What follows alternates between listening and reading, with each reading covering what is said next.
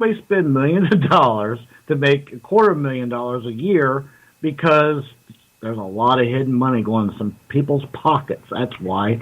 And people don't like to talk. Let's talk about that. I mean, come on. Well, think about it. Why would I spend $1 million to make $1,000, for example? Well, Because of all the hidden money coming in my pocket. Well, you know what? Trump, not maybe him, because he had to sign all this stuff to his children, right? But they're making more money now than they ever have, because you know what? All these deals that's going on, and that's scary, people. That this is going on, and we need to put a stop, to it. I've talked to a couple people in law enforcement, like with somebody was with the FBI, and they don't have very good warm, fuzzy or feelings against Trump right now. They feel that Trump should be, where he can't hurt people anymore. Just think about that. Right now, I'm worried about all the people that are hurting right now because what's going on. All these government workers not getting a paycheck. Okay, yeah, they'll get back pay, but how about the ones who are starting to go into foreclosure or maybe lost their second car or can't, pay their medical bills? It's scary. And they should never be put in that place in the first place. It never should have happened.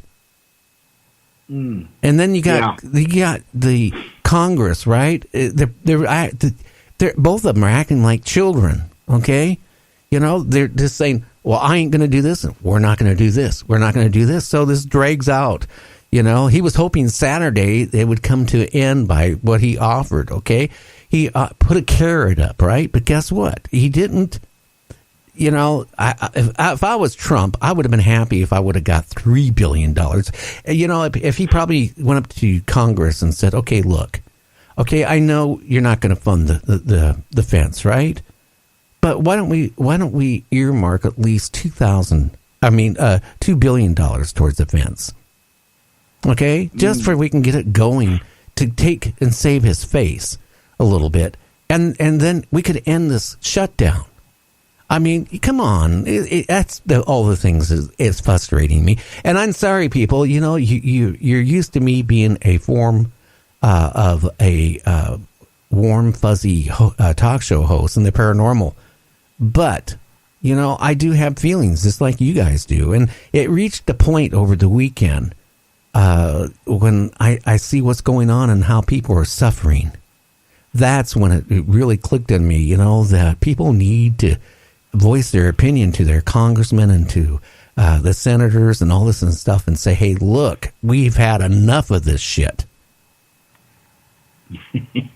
No more warm and fuzziness from Gary. It's time to put the ords aside and let them have it.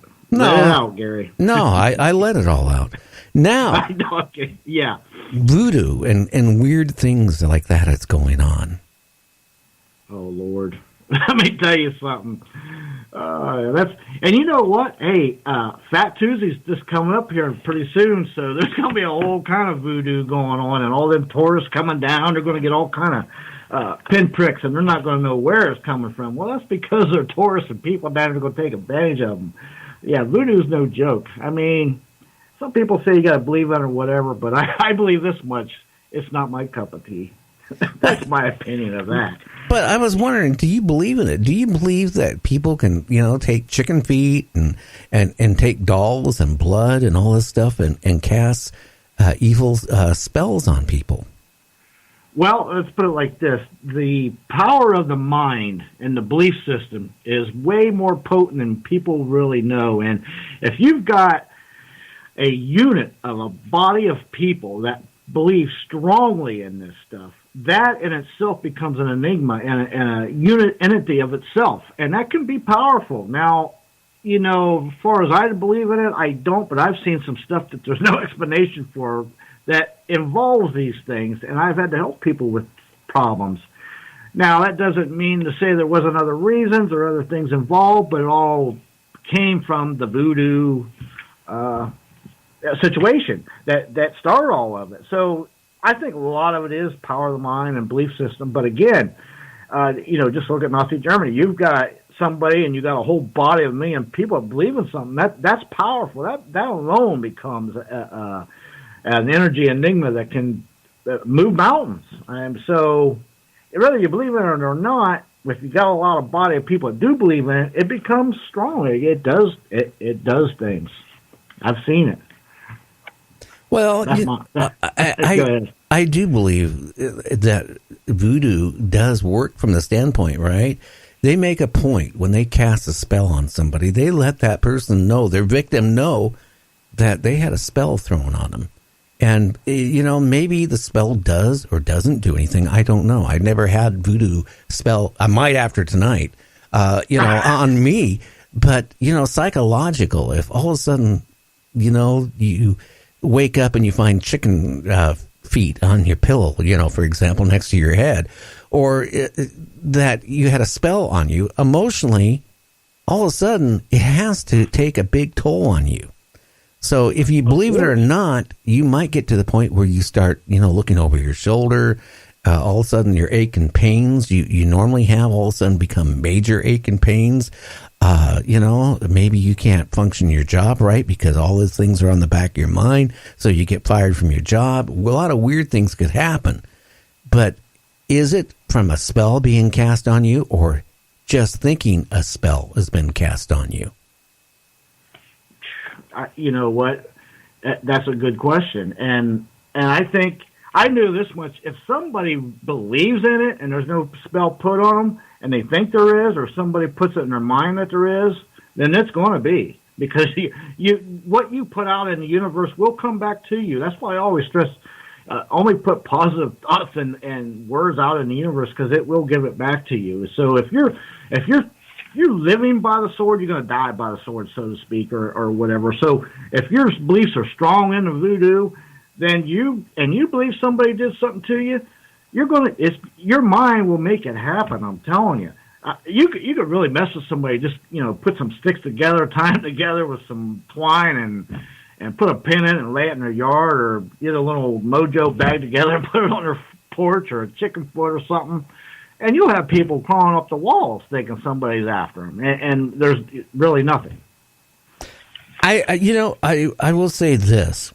Back when I was in junior high school, my friend Terry Morgan, I think we cut school. No, it was on a Saturday. We were watching our local horror channel. They would show scary movies Saturday, during the day, and then the real scary ones at night. And I remember we were watching something, Voodoo Island or something, a lot of years back. But we were watching a show on voodoo. And, me and him always would walk up to a place called White Center. It was a local area. And there was a lot of little shops. There was a magic shop. We always used to go in there. And we decided, hey, let's go buy a voodoo doll. And we go in there, and guess what? They had voodoo dolls there. And to cut the story short, we bought a voodoo doll. We brought it home. I went into the closet where my wife kept her, not my wife, my mom kept her sewing kit. And we got out these big, long needles she had. And we started, chanting and doing all this. We didn't know what we were doing. And we started, putting it all everywhere in the stomach, Then, we thought it was funny, and we kind of hid it away in one of the closets, and that was the end of it, right?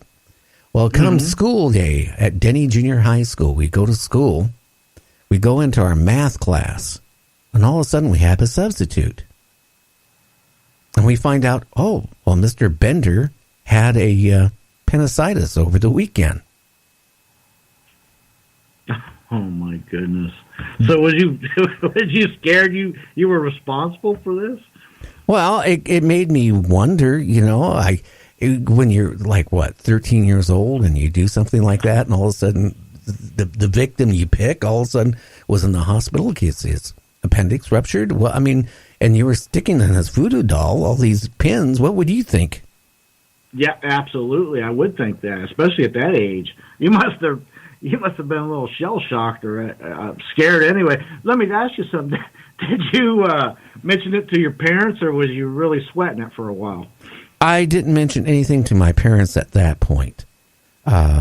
No, not that night. But the story even got a little bit more interesting after that. Even that, the teacher found out because my friend Terry had a big mouth.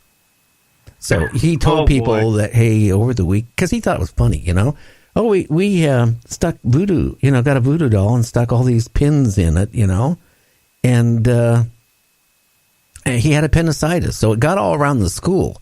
So the first thing it happened. Now we're talking, I'm 67 years old. We're not talking about, we're talking early 60s here, or or I mean not early 60s. I would say early 70s.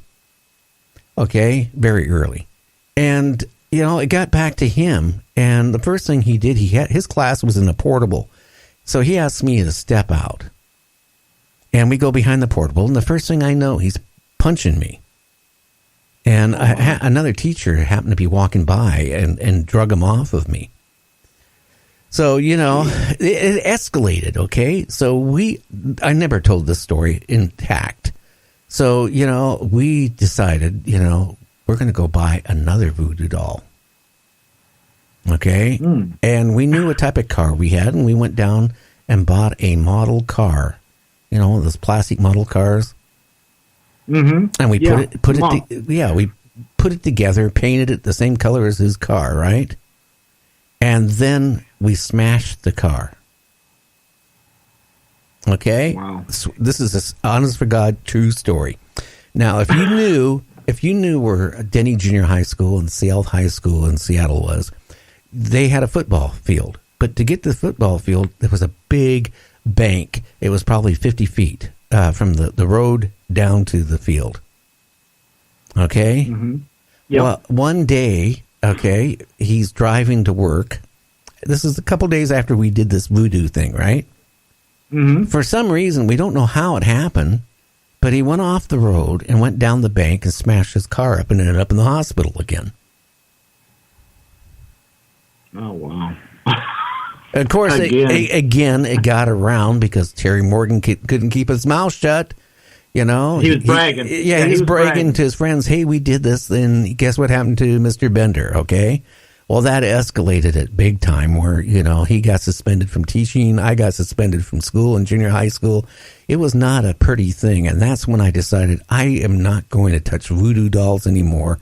And I didn't even watch any of the horror movies for years after that because, it scared me. When you're like 13 years old and you're doing something like this and you're into the darkness, I don't know if it was just freaky chances on both of them, okay? But I'll tell you, it's sure coincidental. I can tell you that much. Well, in my world, I'm going to tell you something. There's no such thing as coincidence. Yeah, I'm just saying. But it sounded like a lot of things fell in place. You had sound like a lot of life lessons should have been learned there. Well, in my opinion, Jesus, wow. But yeah, that is wild. All that fell into place. The poor guy wrecked. You make the doll, and you probably could have been smooth and got away with it. Nobody knew better, but somebody had to go bragging about it, and here we are. You're coming clean about it, Gary. You're coming clean. That's a crazy story, man. Well, it is. But it makes you wonder, though. Is the paranormal real or not? Now, I do a paranormal show. I've heard some really freaky stuff, the past year of doing the show, lately. But even when I was doing commercial broadcasting, do paranormal stuff, I heard a lot of really eerie stories people would tell that made my hair to stand up. But, I think back of what I did, it makes me wonder, is voodoo and all witchcraft and all that stuff, is it really, really real? Mm-hmm. Again, a lot of it's power of the mind. And the power of the mind is very powerful. But I'm telling you, a lot of paranormal stuff in my world is not paranormal. It's real. I've seen a lot of stuff, and again, it could be just my word against yours, but I can get a lot of other people that have seen the same things I've seen at the same time.